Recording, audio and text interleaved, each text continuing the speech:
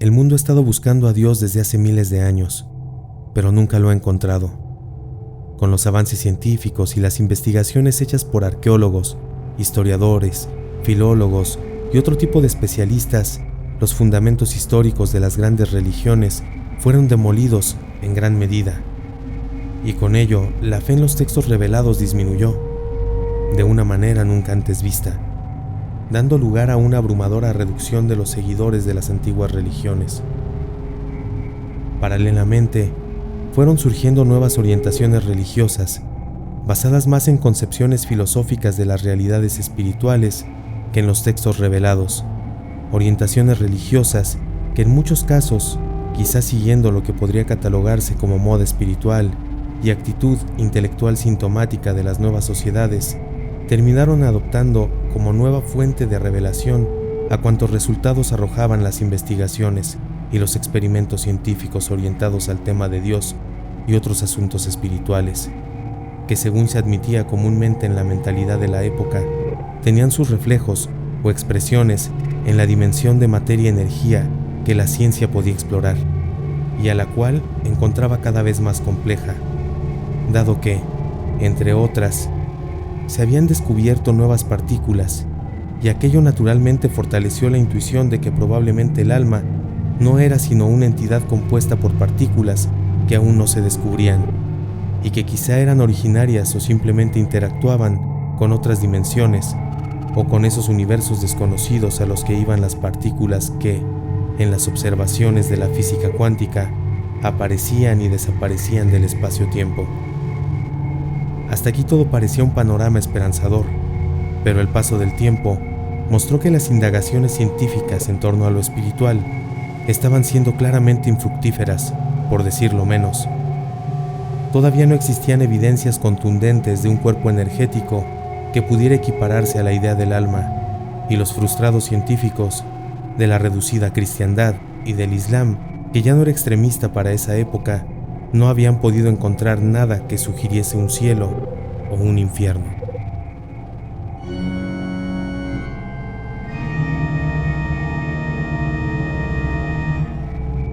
La Iglesia Necrótica. A finales del siglo XXII, nació cual digna hija de la Madre Decepción, la esplendorosa y siniestra Iglesia Necrótica, un culto pesimista y derrotista, que hacía suyo el Dios muerto de Nietzsche, aunque dándole un sentido distinto y fatalista, de carácter teológico antes que filosófico, un sentido que permitía entender la frase de Nietzsche como Dios nunca estuvo vivo. ¿Una iglesia atea? No exactamente, ya que una de las creencias fundamentales de la Iglesia Necrótica era que en general los individuos tenían, cual si fuese algo codificado en su condición humana, la necesidad de tener un Dios al cual adorar. Necesidad que debía satisfacerse a toda costa, contra viento y marea, incluso si ello conllevaba hacer lo que este nuevo culto había hecho: adorar a un Dios que de alguna manera estaba muerto. La Iglesia Necrótica creció a una velocidad alarmante en los 40 años que siguieron a su fundación, y no se diga después, ya que en el año 2280 el 95% de las sociedades occidentales pertenecían a esta iglesia, y en Oriente, que ya admitía la libertad religiosa en la práctica y no solo en la teoría, sus afiliados eran casi el 50% frente a un Islam y un hinduismo cada vez más famélicos, y un budismo que, a la par que tenía menos seguidores, había sabido acomodarse adecuadamente a los cambios, ya que siempre fue la más filosófica de las religiones antiguas.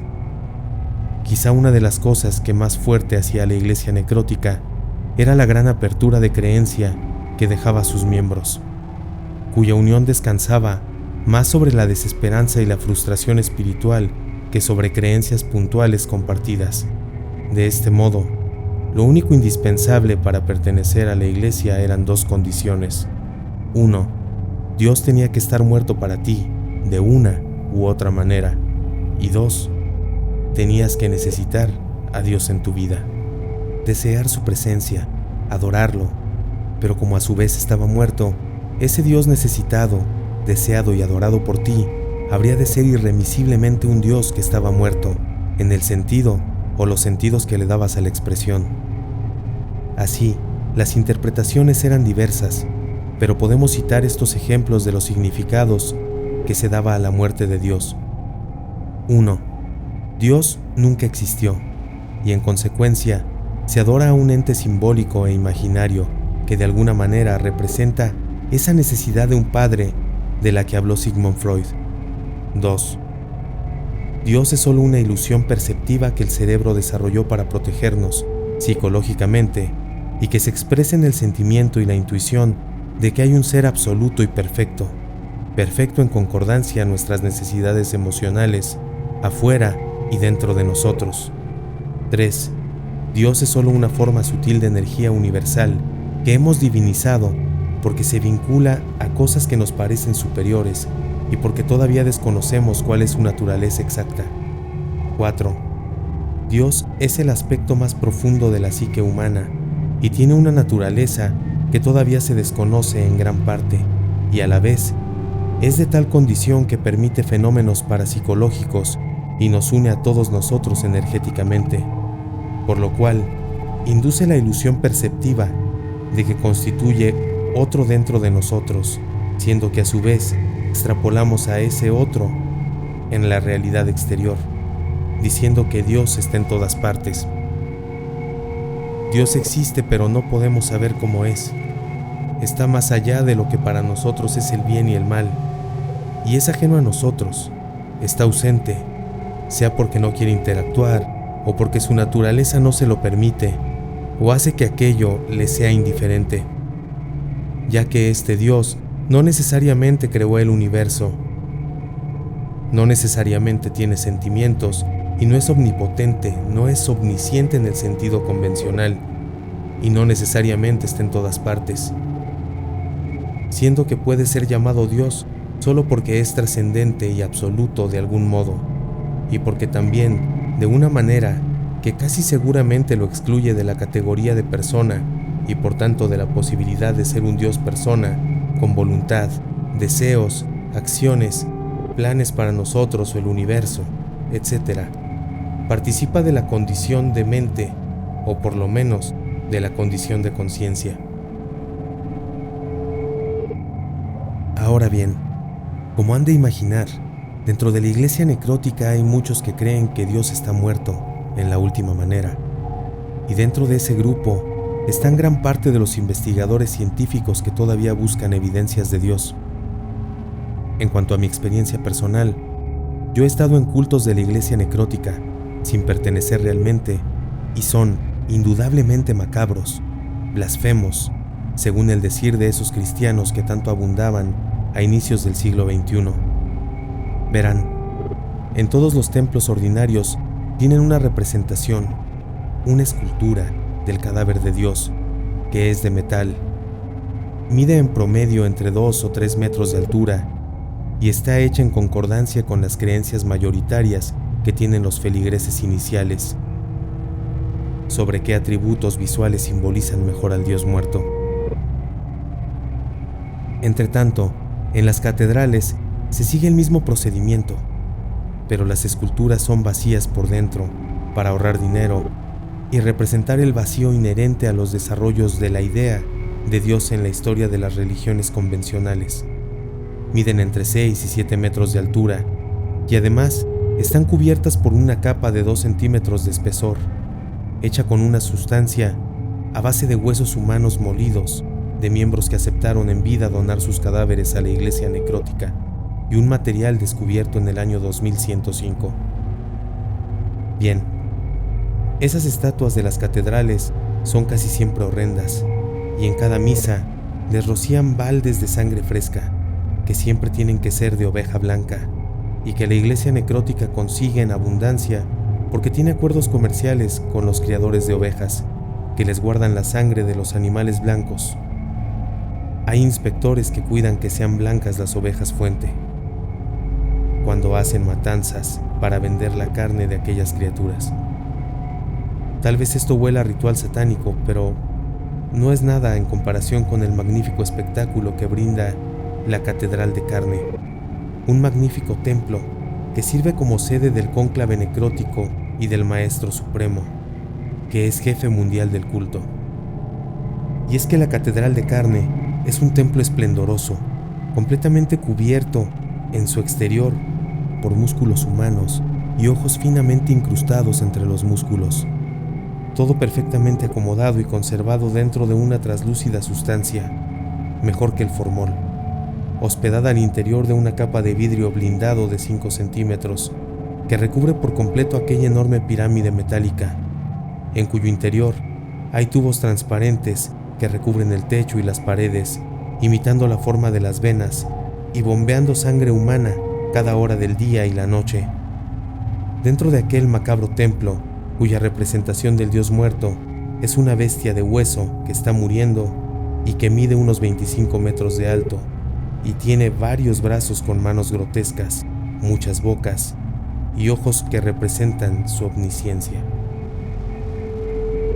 24 de agosto del año 2322. Yo nací cuando ya la Luna y Marte habían sido colonizados. Me formé como científico en diversas ramas, y para el 24 de agosto del 2322 todavía vivía en la Tierra, donde había desarrollado la mayor parte de mi labor científica, que giraba principalmente en torno a la pregunta de ¿dónde está Dios? Así, el 24 de agosto del 2322, llamé a mi amigo el Dr. Stier, quien era junto conmigo una de las pocas personas que se negaban a creer en la muerte de Dios. Buenos días, ojalá hayas descansado, hermano, le dije yo saludándolo. Disculpa que vaya al grano. ¿Has observado esa línea? ¿Has visto lo irregular que resultan sus patrones para la galaxia en que se encuentra? No, la verdad es que no he visto nada raro. ¿Qué pasa con esa línea? No estamos solos. No te diré más por ahora. Nos vemos en la oficina en 1 hora y hablamos. Vale, ojalá sea algo grande. La llamada me hizo sentir una felicidad que no había experimentado en mucho tiempo. Era reconfortante saber que todavía otros científicos creían que Dios vivía y debíamos seguir buscándolo. Y es que no lo he dicho, pero eso de nos vemos en la oficina se refería a la reunión por webcam que tendríamos Stier, muchos otros científicos y yo. Era fascinante. Todos creíamos que Dios vivía, solo que al final de la reunión nos enfrentamos al problema de que el pensamiento del grupo se dividía en 2 líneas. La primera línea planteaba que Dios existía dentro de nosotros, como un ser real, no como una ilusión perceptiva o un simple aspecto interno, que era allí donde había que buscarlo. Entretanto, la otra línea planteaba que Dios existía afuera, pero solo en el cielo se hacía lo suficientemente patente para ser conocido, aunque el cielo, según los defensores de esta línea, estaba o se manifestaba dentro de nuestro universo. En consecuencia, unos creían que era necesario experimentar con humanos, mientras que otros pensaban que se requería trabajar más en nuestra observación del cosmos. Por mi parte, era previsible que me decantase a favor del segundo grupo. Lo que me desconcertó y me desmotivó fue que Stier se unió al primer grupo. Sin embargo, conservé la esperanza de que los equipos mantuviesen buenas relaciones. Todo esto sucedió hace unos 6 años, previo al momento en que escribo estas líneas. 12 de julio del año 2328. Las investigaciones no han salido demasiado bien y nuestros fondos han sido insuficientes, por lo que no sorprende que más de la mitad del grupo, contando ambos bandos, haya desertado y se haya unido a la iglesia necrótica. Necesitamos esperanza, la hemos necesitado siempre, pero tal parece que a Dios no le importa que vivamos buscándolo y que perezcamos sin haber satisfecho por lo menos en algo nuestra noble búsqueda de evidencias a favor de su existencia. Yo aguanté, pero otros no. Ellos simplemente perdieron la esperanza. Ahora he estado revisando mi correo y resulta que curiosamente me encontré un mail de mi amigo Stier con un informe adjunto. Informe que al parecer se refiere a los resultados de experimentos hechos por su grupo. experimento VXV con SFG. He aquí lo que Steer me puso en el informe sobre los experimentos de su grupo efectuados en humanos. Hemos empleado tecnología de punta para introducir artefactos en los sujetos de prueba de una manera que, en lo posible, no comprometa la vida de estos y la objetividad de los resultados. Los aparatos introducidos han sido diseñados para producir y registrar sonidos dentro del cuerpo humano. Durante la primera hora del experimento, no sucedió nada extraordinario. Lo único registrado fueron los ruidos producidos por las máquinas introducidas y los sonidos, como los latidos, ácidos intestinales, respiración, etc., correspondientes a los procesos orgánicos naturales de los cuerpos de los sujetos de prueba. No obstante, después de transcurrida la primera hora del experimento, en todos los sujetos empezaron a registrarse fenómenos anómalos, como movimiento muscular descontrolado e involuntario y tos con expulsión de sangre. Los dos ejemplos de fenómenos anómalos están dentro de lo explicable, por causas naturales, pese a que no responden a lo que se esperaría de organismos que funcionan normalmente, como los de los sujetos de prueba. El problema vino con unos gritos que aparecieron en todos los sujetos del experimento y que cumplían estas condiciones. 1. Se escuchaban como distorsionados, al igual que en una mala grabación. 2. Se producían a intervalos irregulares. 3. Tenían características acústicas impropias de los sonidos que el cuerpo humano está fisiológicamente capacitado para producir. 4. No eran producidos en las cuerdas vocales, y no fue posible encontrar una fuente a los gritos dentro de los organismos de los sujetos de prueba. Los pacientes comatosos no dieron los resultados esperados. A los sujetos se les tapó la boca con cinta adhesiva después de que los gritos empezaran a registrar. Esto les resultó muy doloroso, y los gritos continuaron produciéndose sin alterar sus rasgos. Discúlpame por no incluir más información. Es secreta. Por cierto, ¿qué tal si te vienes a cenar esta semana a ver si hablamos? Yo acepté la propuesta de mi amigo, y un par de días después nos encontramos en un restaurante pequeño, donde era casi imposible que se infiltrasen espías. Cuando lo vi, Steer estaba pálido, se veía estrechado, algo andaba mal en él. Al preguntarle si estaba bien, mi amigo empezó a sentir con la cabeza en repetidas veces. Suspiró profundamente, se desparramó en la silla cual si fuera un borracho con sueño, abrió los ojos como un loco, y después se quedó viendo hacia arriba, mientras un hálito de sangre le chorreó de la boca abierta. Yo me aterré, me le acerqué velozmente, pero de pronto volvió en sí, tosió un poco de sangre y me agarró la cabeza mirándome a los ojos, de tal forma que parecía esforzarse en convencerse de que todo eso no era un simple sueño. Steer, ¿qué te ocurre? Acabas de toser sangre, hombre, toser sangre. Robert, tú sabes que no te di el informe completo del experimento, y la verdad es que quizá nunca lo haga. Queda poco tiempo. Necesito que me escuches, ¿vale? Claro, te escucho, di todo lo que puedas. Bueno, verás, todo empezó cuando nos dimos cuenta de que el uso del espectroscopio SFG no estaba dándonos datos adecuados y suficientes. Entonces, algunos del grupo se ofrecieron como voluntarios para una versión menos extrema del experimento. Inicialmente no tuvimos buenos resultados, pero la quinta vez algo pasó con el dolor. Tú ya sabes que antes de eso escuchábamos dentro de los sujetos esos gritos extraños, sin fuente aparente. Y para aquel momento, los gritos seguían produciéndose. Bueno, yo personalmente los había oído también, y me había ofrecido de voluntario.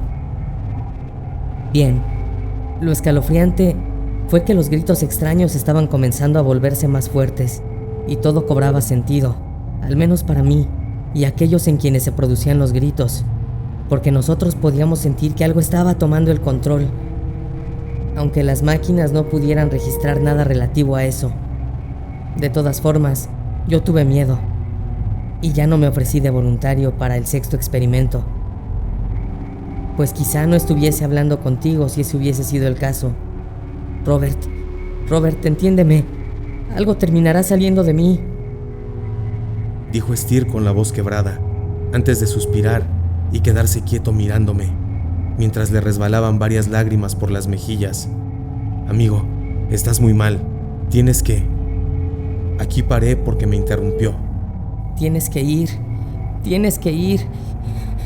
¿Y qué le gustaría comer, señor? ¿Qué le gustaría comer? Dijo Steer, fuera de sí tras interrumpirme, con los ojos en blanco, vueltos hacia atrás como un poseído.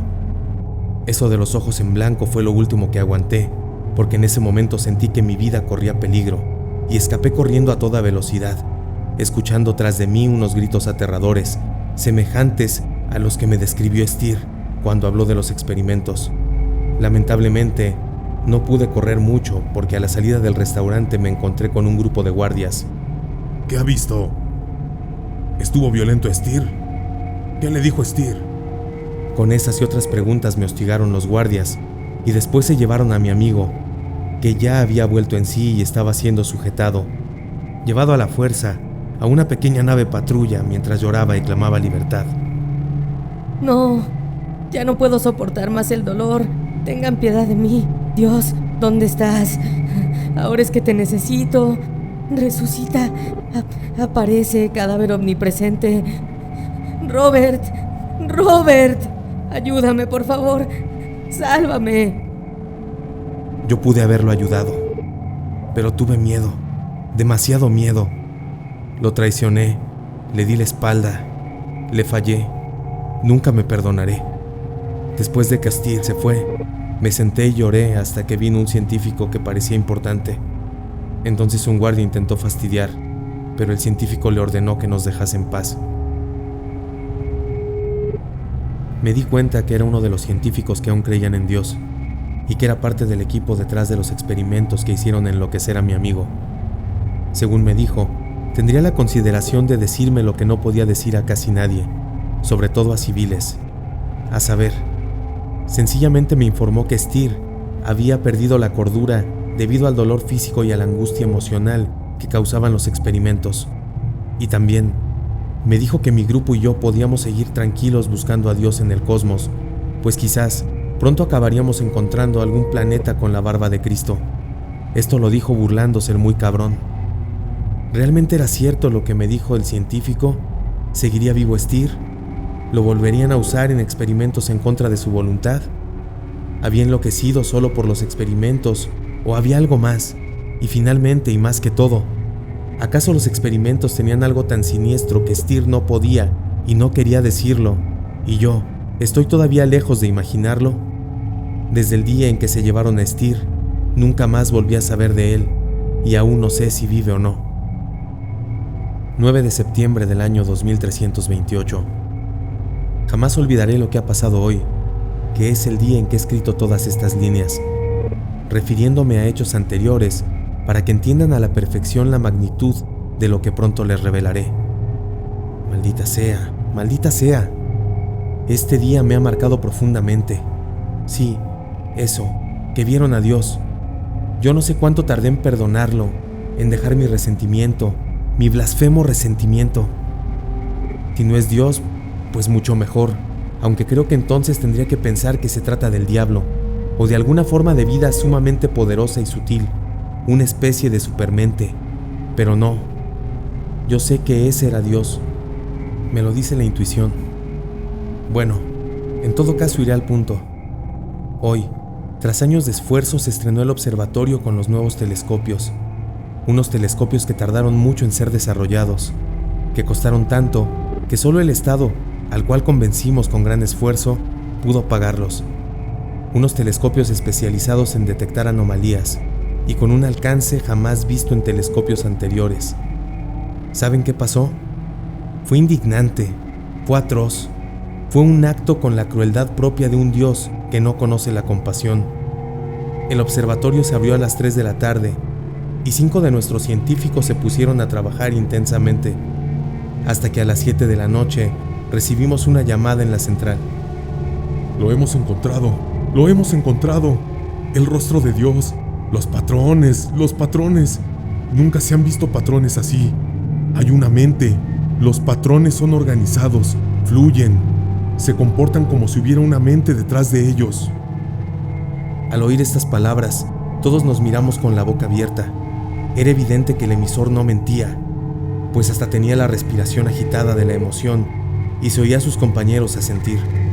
Sin embargo, apenas les pedimos que enviasen la transmisión en vivo de lo que estaban viendo. No habíamos hecho eso antes para no distraerlos. Escuchamos un ruido estrepitoso, como del suelo abriéndose, e inmediatamente se escucharon destrozos y la comunicación se cortó. Media hora después de que la comunicación se cortase, llegamos al lugar y encontramos el observatorio reducido a ruinas, con todos los científicos muertos y los telescopios destrozados. Yo nunca creí en la Biblia, pero por curiosidad la estudié, y en ese momento, cual relámpago que cae sobre el árbol y lo incendia, acudieron a mi mente aquellas palabras que supuestamente dijo Dios a Moisés, después de que éste le pidiera que se dejase ver y él accedió diciendo: «Pero te advierto que no podrás ver mi rostro, porque ningún hombre podrá verme y seguir viviendo».